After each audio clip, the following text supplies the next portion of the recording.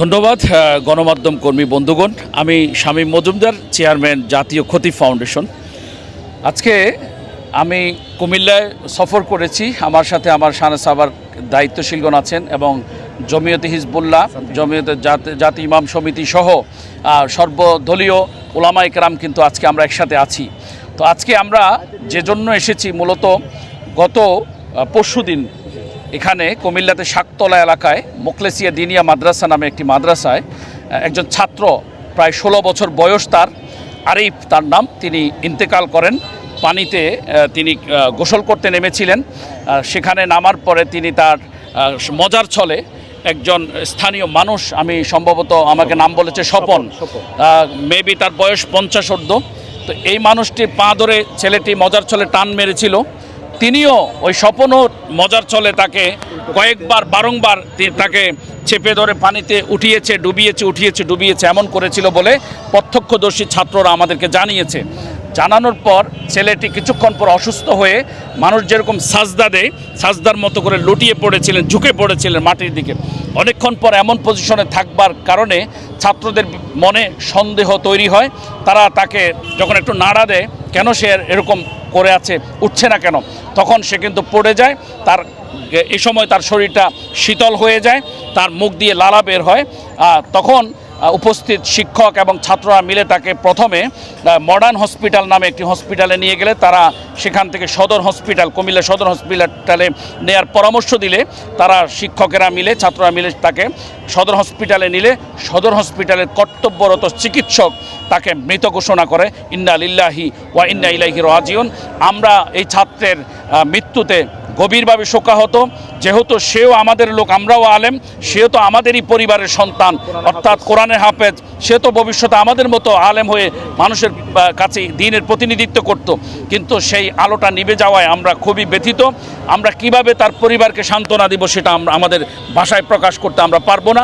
আমরা তার শোকাহত পরিবারের উপর প্রতি আমরা সমবেদনা জানাচ্ছি। এখানে আরেকটা বিষয় হচ্ছে, যে ছেলেটা আরাফাত, যে আরাফাত হোসেন আরিফ, যে ছেলেটা মারা গিয়েছে, এখন যে বিষয়টা আপনাদের বক্তব্যের মাধ্যমে বা বিভিন্ন মহলে উঠে এসেছে, যে স্বপনকে পুলিশে আটক করেছে কিনা, বা এই বিষয়ে আপনারা পুলিশকে অবগত করেছেন কিনা? আচ্ছা, আমি যেহেতু আজকে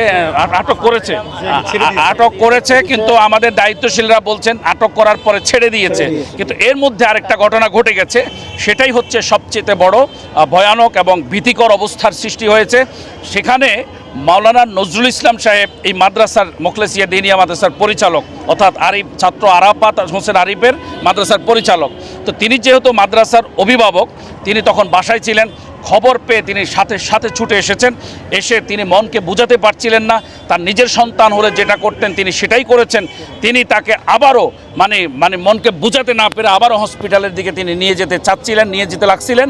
পথেই তাকে অ্যাটাকিং করে ধরে তার অভিভাবক, ওই ছাত্রের অভিভাবকরা সহ স্থানীয় কিছু কুচক্রী মহল, দুষ্কৃতী মহল তাকে ধরে নিয়ে যায়।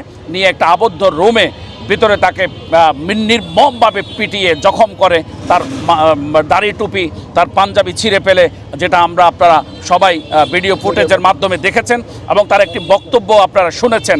তিনি ইচ্ছে করলে যদি তার মনের ভিতরে কোনো ধরনের সংশয় থাকতো, দুর্বলতা থাকতো, তাহলে তিনি কিন্তু পালিয়ে যেতেন। এরকমই কিন্তু অন্যান্যরা করে। তিনি কিন্তু পালিয়ে যাননি, বরং তিনি মনকে বুঝাতে পারছিলেন না যে এই ছাত্র মরে গেছে। তিনি আরও ওভার কনফার্ম হওয়ার জন্য তিনি ডাক্তারের কাছে নিয়ে যেতে চাচ্ছিলেন। তাহলে সেখানে উচিত ছিল অভিভাবক অথবা অন্যদের যারা এই ঘটনায় জড়িত, মব সৃষ্টি করে মাওলানা নজরুল ইসলাম সাহেবকে হত্যার পরিকল্পনা করেছিলেন, তাদের উচিত ছিল তাকে ধন্যবাদ দেয়া, তাকে আরও সান্ত্বনা দেয়া, কারণ তিনি উৎসাহ দেয়া, কারণ তিনি ওই ছাত্রের বাবার চাইতে তিনি কম শোকাহত নন।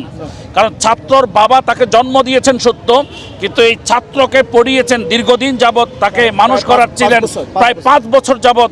এই মাওলানা নজরুল ইসলাম সালেহী সাহেব তাকে তিলে তিলে মানুষ করছিলেন। তাহলে ছাত্রের বাবার চাইতে তার কিন্তু দরদ এই ছাত্রের প্রতি কম নাই।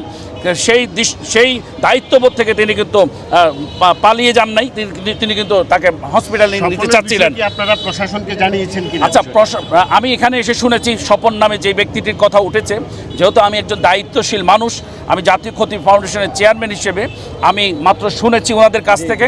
আমরা এটা সাংগঠনিকভাবে আমাদের অর্গানাইজেশন গভর্নমেন্ট রেজিস্টার সংস্থা, এটি বাংলাদেশে একমাত্র সংগঠন যে ওলামায়ে কেরাম যদি সামাজিকভাবে নির্যাতিত নিপীড়িত হয়, অন্যায় জুলুমের শিকার হয়, তাহলে আমরা আইনি উদ্যোগ নিয়ে থাকি।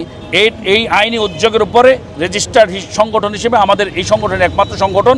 এজন্য আমাদের দীর্ঘ 11 বছরের কাজের অভিজ্ঞতা আছে। আমরা সেই অভিজ্ঞতাকে কাজে লাগিয়ে আমরা এই ঘটনায় কাজ করব। আমরা খুব উড়ো খবর আমরা শুরুতেই বিশ্বাসী না। আমরা খবর যা পেয়েছি প্রশাসনের মতোই আমরা এটাকে কোর্ট করব। সাংবাদিকরা যেমন, প্রশাসন যেমন কোর্ট করে, আমরা কোর্ট করে এটা খুব ভালোভাবে ইনভেস্টিগেশন করব। আমরা এই মামলার তদন্তকারী কর্মকর্তার সাথে কথা বলবো, আয়ুর সাথে, এবং আরও ঊর্ধ্বতন কর্মকর্তা যারা আছেন, পুলিশ সুপার, জেলা প্রশাসক, তারপর সিটি কর্পোরেশনের যিনি প্রশাসক আছেন, তারপরে স্থানীয় নেতৃবৃন্দ আছেন, মাননীয় সংসদ সদস্য, তিনি আমাদের সুপরিচিত মানুষ, তার সাথে আমরা কথা বলবো। সাংবাদিকদের হেল্প নেব।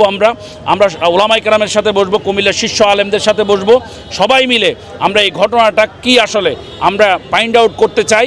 কারণ ছাত্রও আমাদের, শিক্ষকও আমাদের। ছাত্র কিন্তু আমাদের প্রতিপক্ষ না, ছাত্রের গার্ডিয়ান আমাদের প্রতিপক্ষ না। আমরা ছাত্রের গার্ডিয়ানকে সর্বাত্মকভাবে হেল্প করব। এই ঘটনায় কে জড়িত এটা সত্যটা উদ্ঘাটন করার জন্য আমরা নিহতের পরিবারকে অবশ্যই আমরা সহযোগিতা করব। সেই তদন্তে যেই অপরাধী হয় আমরা কি করব, সত্যটা মেনে নিব। কিন্তু আমরা তদন্তে যেটা আমরা বুঝি, সাধারণত যারা প্রত্যক্ষদর্শী তাদের কথা হচ্ছে আগে প্রাধান্য দিতে হবে, তাদের কথার উপর কথা থাকতে পারে না। সেই বাচ্চারা সাক্ষী দিচ্ছে, ছোট ছোট বাচ্চারা, যে এই ছাত্রকে স্বপন সাহেব উপর্যপুরী তিনি কি করেছেন, পানিতে চুবিয়েছেন, ডুবিয়েছেন। হ্যাঁ, একবার উঠান একবার ডুবান, একবার উঠান একবার ডুবান। এটা হচ্ছে বাচ্চাদের স্টেটমেন্ট। এটার উপর আমরা আপাতত আছি। এই বাচ্চাদের বক্তব্যকে সামনে রেখেই আমরা আগাবো। ঠিক আছে, আপনাদেরকে ধন্যবাদ। অভিযোগের ভিত্তিতে কিন্তু স্বপনকে জিজ্ঞাসা